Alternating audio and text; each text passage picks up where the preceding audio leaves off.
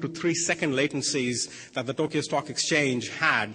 But they've got a brand new equities trading platform that they've deployed called Arrowhead, and we expect the latencies to now be down into tens, if not low hundreds milliseconds, right? So, but those numbers are still coming in.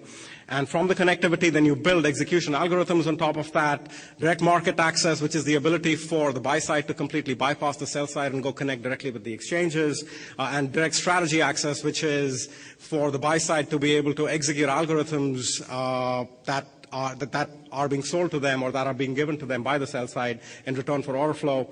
ATSs, dark pools, internalization, and then finally high-frequency trading, right? So the expectation is that in the 2012 to 2015 time frame is when we will start to see significant high-frequency trading volumes to start to show up in the Asia-Pacific market.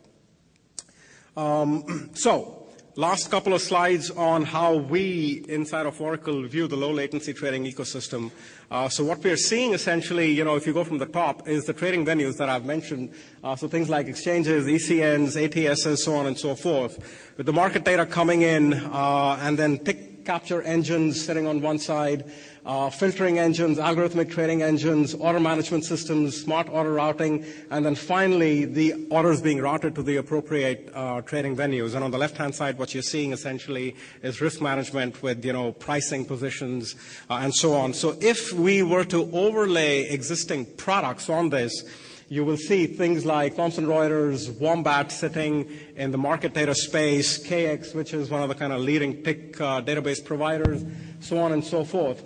But this is a pretty standard, front office, low latency trading infrastructure in most of the firms. There are issues here, right, which is it's a long and complex and expensive build, right, and for tier one players, it's actually a good thing. Right, because they like long and complicated and expensive builds because they've got the deep pockets. They've got the players. They've got the people that they can hire who can actually go do this. So our goal inside of Oracle actually is, to do a couple things here. First is to give you kind of this low latency trading stack, if you will, where every piece of the stack stands up on its own, right? So it's Oracle pieces, obviously, but it's also partner pieces. So every layer at that stack stands up on its own. It's modular in construction, so you can put 2 or 3 of our pieces, 2 or 3 of your pieces on top. And finally, for those of you who are actually sold into what Oracle is going to give you, then the entire stack is very, very tightly integrated, right? So from a stack perspective, this is what the stack would look like. There are servers at the bottom, operating systems sitting on top, storage, data persistence and caching, messaging and transport, and finally the application development environment sitting on top. And this is essentially what we think it's going to look like, right? So this is conceptual.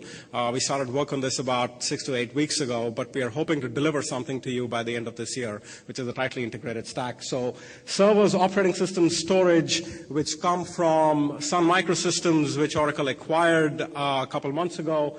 And then Oracle has had, market-leading databases and products like Coherence, et cetera, that actually sit in the data persistence, messaging, and finally the application runtime space.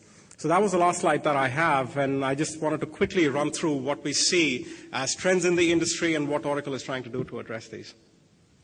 Great, Ambreesh, thank you very much. Appreciate that. What we'll do is move over to Nirmal and look at the exchange side, then the banks, and finally cable and wireless.